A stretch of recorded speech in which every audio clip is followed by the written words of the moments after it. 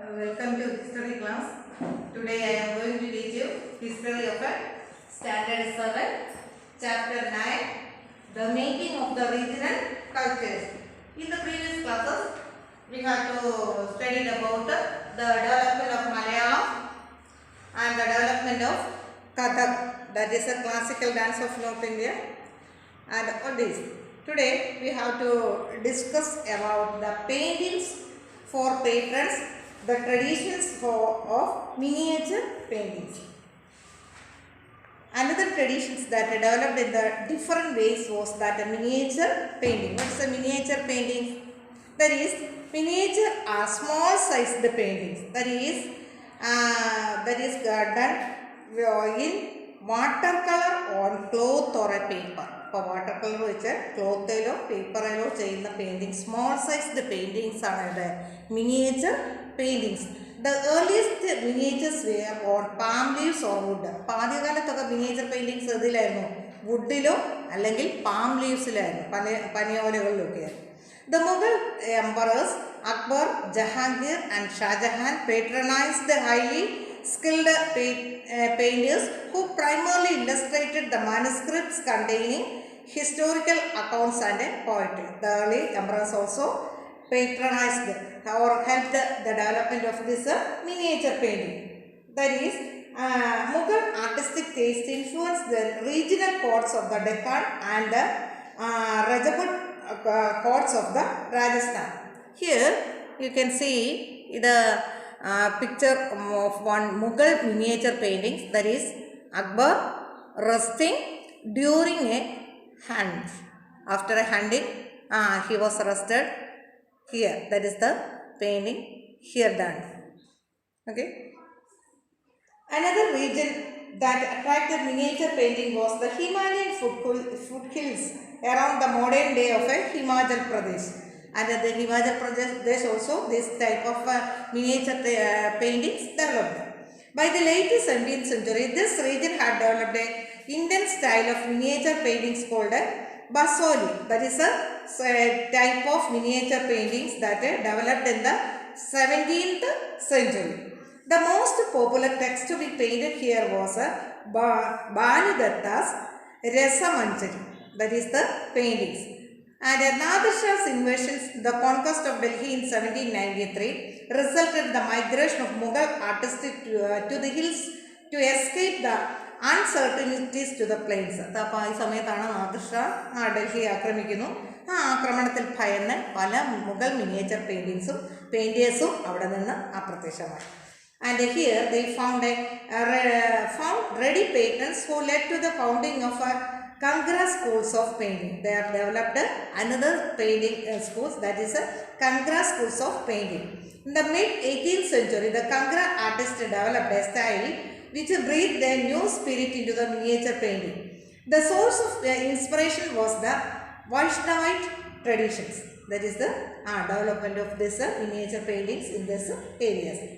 Then what about the Bengal?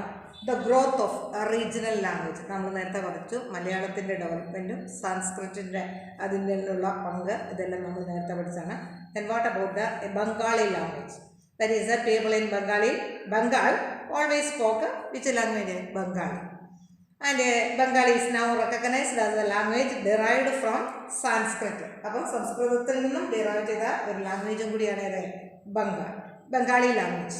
In the 7th centuries, the Chinese traveler Huansang observed that languages related to Sanskrit were used all over Bengal. That is, he said that Huansang, that is the Chinese pilgrim who came to India, he said that Sanskrit were used in all over Bengal at that time. And from the 8th century, Bengal became a center of regional kingdom under the Palas. And in the 8th century, this Bengal was ruled by Palas kingdom. And between the 4th and 16th centuries, Bengal was ruled by sultans who were independents of the rulers in Delhi. In 1586, when Akbar conquered Bengal, it formed the nucleus of the Bengal Sabha. And while Persian was the language of administration and Bengali developed as a regional language. At this time of Akbar, Mughal emperor in 1586, he conquered Bengal. There is a Akbar who conquered Bengal and developed a Bengal Sabha. Then at this time, Persian was the language of administration. At the time of Akbar's invasion, Persian was their language, and but later developed Bengali language as a regional language or a local language. Then non-Sanskrit languages like Persian, European languages also became a part of a modern Bengali. അപ്പോൾ ബംഗാളി മാത്രമല്ല വിദേശ ഭാഷകളും അതായത് non Sanskrit ലാംഗ്വേജസും ഇവിടെ develop ചെയ്തു. later developed in Bengal. Every Bengali literature may be divided into two categories. One indebted to Sanskrit, other independent of it. The two type of literature, that is one dependent on Sanskrit language, other was independent language. അപ്പോൾ ഒന്ന് സംസ്കൃതത്തോടനുബന്ധിച്ചുള്ള ഭാഷകൾ, മറ്റുള്ളത് സംസ്കൃതം അല്ലാത്ത ഭാഷകൾ, അതായത് വിദേശ ഭാഷകൾ ഉൾപ്പെടും. The first includes the translation of Sanskrit epics, അതായത് മംഗളകാവ്യാസ്, സംസ്കൃത് എപ്പിക്സ്, ഇതിഹാസങ്ങൾ ഏതൊക്കെയാണ്? Mangalkavyas and Bhakti literature such as biographies of Chaitanyadeva, the leader of a Vaishnava Bhakti movement. അപ്പം രണ്ട് തരത്തിലുള്ള ട്രാൻസ്ലേഷൻസ് ഒന്നും ട്രാൻസ്ലേറ്റ് ചെയ്യുക, വേറൊരു ഭാഷയിലേക്ക് മാറ്റുക. അതായത് സംസ്കൃത ഇതിഹാസങ്ങളായ മംഗളകാവ്യാസും പിന്നെ എന്താണ് ഭക്തി ലിറ്ററേച്ചറും, പിന്നെ അതുപോലെ ബയോഗ്രഫീസ്, ജീവചരിത്രം ആരുടെയാണ്? ചൈതന്യദേവ. അതായത് ആരാണ് അദ്ദേഹം? വൈഷ്ണവ ഭക്തി മൂവ്മെൻറ്റിൻ്റെ ലീഡറാണ് Chaitanyadeva. Then these are about this Bengal language. Then what about the pirs and temples? Who are called pir? P-I-R, pir. That is a Persian word meaning spiritual guide. അപ്പോൾ it is a Persian word pir and it's what's the meaning? Spiritual guide. Spiritual guideനാണ് പേഴ്സ് അല്ലെങ്കിൽ പേർ എന്ന പേരിൽ അറിയപ്പെടുന്നത്. From the 16th century, people began to migrate in a large number from a less fertile western Bengal to the forested and marshy areas of the southern eastern Bengal. As they moved eastwards, they cleared forests and brought the land under rice cultivation. About what happened in 16th century? The people began to migrate a large number to Bengal, forested areas, and they cleared the forest and cultivate land. അതായത് കാടുകളെല്ലാം വെട്ടിത്തെളിച്ച് കൃഷികൾക്ക് ഉപയോഗിക്കപ്പെടാൻ തുടങ്ങി. And which cultivation they started first? Rice cultivation. Gradually, local communities of a fisher folk and shifting cultivators, often tribals, merged in new communities of peasants. And then the fish folk also, the main occupations are also fishing. At the same time, they have peasants communities also. And the community leaders functioned as teachers and adjudicators and were sometimes ascribed with supernatural powers. And the people called them as pirs. അതായത് community leaders ടീച്ചേഴ്സായിട്ടൊക്കെ develop ചെയ്യുന്നു അല്ലെങ്കിൽ work ചെയ്യുന്നു. അതേസമയം they have A super natural powers and they called the people as pirs.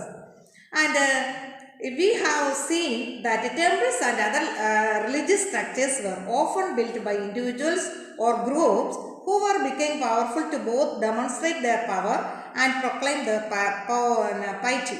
And many of the modest brick and terracotta temples in Bengal were built in the support of several low social groups such as Kolo or oil pressures and Kansaris. And this time the development took place in the field of building temples. അപ്പം elaborate, the most rulers were build elaborate temples, and in Bengal they built several low social groups also developed temples. That is the low social groups ഏതൊക്കെയാണ്? Kolu and Kansari groups. They also developed temples. And these temples began to copy a double roofed or four roofed huts, thatched huts. Here is a model of this thatched huts. That is a Vishnupur temple here. That is a terracotta like from the here we can see this temple, and this remember four roofed structure ഉണ്ട്, double roofed structure. Remember the Bangla dome. In this led to the evolution of a typical Bengali style in the temple architecture. അപ്പോൾ temple ആർക്കിടെക്ചറിൽ ബംഗാളി രൂപമാണ് Bangla dome. Then what about the fish as a food? The traditional food habits is generally based on locally available food. അതല്ലേ food അവിടുത്തെ depend ചെയ്യുന്ന അവർക്ക് ഏറ്റവും കൂടുതൽ locally available ആയിട്ടുള്ള എന്താണോ അതാണ്. Bengal is a riverine plain which produce plenty of rice and fish. അപ്പോൾ റിവറൈൻ ഏരിയ ആയിട്ട് കൂടുതലും എന്താണ് ഫുഡ് മിക്കതും rice and fish. And fishing has always been important occupation of the Bengalis. And literature contain several reference to the fish. അവരുടെ ലിറ്ററേച്ചറിൽ പോലും എന്താണ് ഫിഷിനെ കുറിച്ച് കൂടുതൽ പ്രതിപാദിക്കുന്നു. കാരണം ഏറ്റവും വലിയ കൂടുതലും ആഹാരം അത് ഏതാണ് ഫിഷാണ്. What is more terracotta wall of temples and viharas or Buddhist monasteries depict the scene of a fish-dressed woman in the market basket. Here is a picture about that. Taking a fish in his hand. Okay? അവർക്ക് അത്രയ്ക്കും പ്രാധാന്യമാണ് fish. And Brahmanas were not allowed to eat non vegetarian food, but popularity of a fish in the local diet made the Brahminical authorities relax the prohibition of for the Bengal Brahmins. സാധാരണ ബ്രാഹ്മിൻസ് ഒന്നും non veg കഴിക്കാറില്ല, vegetarians ആണ് ബ്രാഹ്മിൻസ്. പക്ഷേ അവർക്ക് ഇവിടെ വലിയ strict ഒന്നുമില്ല. ഏതാ കാരണം because this fish as available plenty in this area, that is why. Brihadharma Purana in the 13th century Sanskrit text from Bengal permitted the local Brahmanas to eat certain varieties of fish. അപ്പോൾ ബൃഹധർമ്മ പുരാണത്തിനകത്ത് സംസ്കൃതത്തിലുള്ള പുരാണത്തിനകത്ത് പറഞ്ഞിട്ടുണ്ട് എന്താണ് ഈ local Brahmanas were allowed to eat variety of a fish. അപ്പം ബ്രാഹ്മണാസിനും അവരെ permit ചെയ്ത് അനുവദിച്ചിട്ടുണ്ട് എന്താണ് to eat these fish varieties. That is the end of this lesson. Chapter 9. Chapter 9 is over. You read it well. What about the miniature painting? Then what is the culture of this Bengal? And what about their teachers and temples? And what about the main food, fish? Okay, you studied it well and read it well.